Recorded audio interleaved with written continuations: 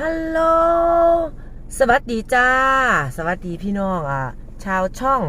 อ้อนอัชราชาแนลบ่ได้อัปเดตบ่ได้ลงมาโดนนะคะในช่องอ่า YouTube พี่อ้อนอัชรานะคะพี่น้องขาเพิ่งไล่สดเมื่อคืนแล้วนะคะไล่สดกลุ่มปิดนะคะบินตามเสียงวิหกแล้วพี่น้องครั้งที่17บ่อ่ามือคืน2 มือดราม่าเพียบทุกครั้งก็เป็นดราม่าโน่นนี่นั่นเนาะค่ะพี่น้องดราม่าแต่ว่ารอบนี้ก็น่าสงสารผู้ใดสงสารน้องๆเนาะค่ะมันเกิดดราม่าบ่ว่าสิเป็นหยังเกิดขึ้นบ่หลายคนเลยค่ะพี่น้อง FC หมอลำเสียงวิหกมีแต่คนน่ารักมาพิมพ์ปกป้องน้องๆปกป้องทุกๆคนเนาะค่ะแต่เหตุการณ์มันก็เกิดขึ้นคือเก่าเพราะว่าเป็นบางคนนะคะพี่น้องบางคนก็งงคือกันว่าเป็นหยังคือด่ามาเป็นหยังคือด่าเด็กหน่อยเป็นหยังคือด่าน้องทั้งที่แบบเรื่องมันเกิดขึ้นแบบใดเกิดขึ้นจังใดคือโชว์ใหม่โชว์ที่บอสนกนำมาโชว์ช่วงบอสนกใช่ไหมคะช่วงบอสนกเป็นโชว์วัยรุ่นแน่จักหน่อยพี่น้องถ้าพี่น้องกุ้มปิดเข้าไปเบิงอาจจะเห็นเรากะเป็นกรณีดึงนางเอกอีหล่าบ่มาเพราะว่าอีหล่าว่าสบายน้องยูกิเป็นปากาไม่สบายนะครับพี่น้องทุกคนเด็กๆหรือว่าผู้ใหญ่จะเป็นใครก็ช่างมีสิทธิ์ไม่สบายหมดน้องพักพรน้องว่าสบายทุกคนกับติดตามแล้วแต่กับเป็นการดีในการพักผ่อนเพื่อที่จะเติมพลังมางานไปงานต่องานเจ้าภาพต่อนะคะทุก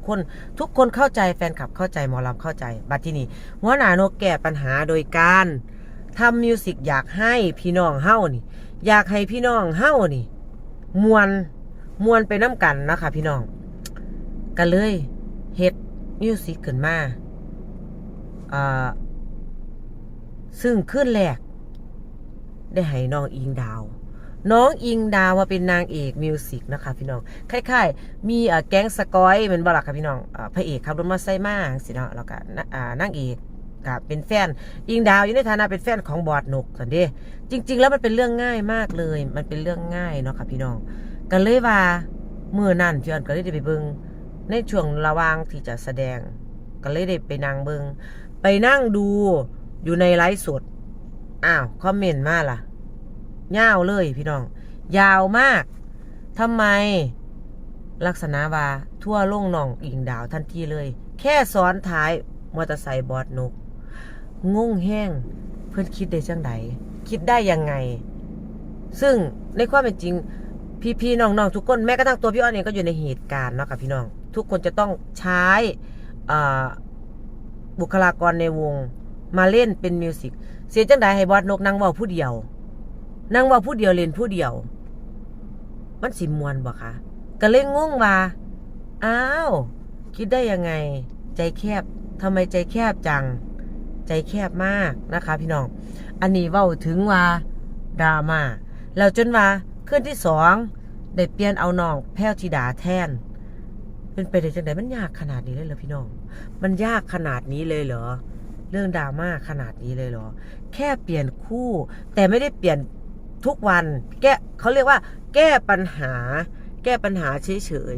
ๆเปิดใจรับไปเฉยไม่ได้หรอคะเปิดใจก็ไม่ได้บอกว่าก็ไม่ได้บังคับว่าพี่น้องขาเปลี่ยนได้บ่พี่น้องต้องโน่นนี่นั่นเสียค่ะเขาก็ไม่ได้บังคับเปิดใจดูน้องๆทุกคนเขาตั้งใจรู้บ่ถ้าคนที่ไปพิมพ์ด่ามาหรือด่าคนอื่นถ้าได้เห็นพี่อ่อนเว้ามือนี่เนาะค่ะพี่น้องอยากจะบอกว่าเอายังคิดบ่ายคนนั่นเอายังคิดคนที่เขาเฮ็ดงานเขาเสียใจคนที่เขาตั้งใจทำงานเขาเสียใจถ้าคนมาด่าลูกเต่าเจ้าเป็นไดถ้าคนว่าให้พี่น้องเจ้าเป็นไดหรือว่าเพื่อความสะใจในการพิมพ์บ่ายเขาแค่นั้นเองนี่คือ พี่อ้อนอยากสิเว้าในฐานะความเป็นผู้ใหญ่อยู่ในวงแล้วค่ะว่าคิดว่ามันไม่พี่น้องเฮาพี่น้อง FC เสียงพี่หกเฮาน่ารักทุกคนอยู่แล้วมีบ่จักกี่คนเองพี่น้องค่ะกะพี่อ้อนแค่อยากจะบอกแค่นี้แม่นบ่ค่ะพี่น้องเห็นด้วยบ่เห็นด้วยไหมไม่ได้กลัวค่ะไม่ได้กลัวคำว่าทัวร์ลงหรืออะไรมาว่าอะไรทั้งสิ้นอยู่ใต้ YouTube พี่อ้อนความจริงบางครั้งความจริงคนก็รับไม่ได้บางครั้งคนชอบสิ่งไม่จริงก็ไม่ได้ว่านะคะ แต่มนุษย์ทุกคนต้องออกมาเบาเนี่ยพออยู่ในเหตุการณ์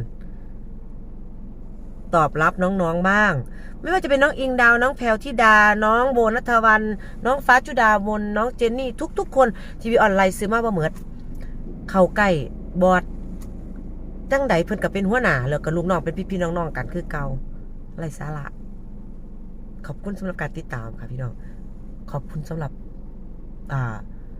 กดไลค์กดแชร์นะคะฝากเพจช่องพี่อ้อนอัชรานะคะเพจพี่อ้อนอัชรานะคะพี่อ้อนอัชราแฟนเพจแล้วก็อ้อนอัชราชาแนลด้วยนะคะฝากกดไลค์กดแชร์นะคะพี่น้องคะเดี๋ยวจะเฮ็ดคลิปลงช่อง YouTube บ่อยๆแต่ว่ามื้อนี้มาเว้าเรื่องดราม่าของไลฟ์สดกุมปิดเฉยๆอย่าลืมขึ้นฮอดอ้อนอัชราด้วยนะคะอ้อนอัชราด้วยค่ะสวัสดีค่ะ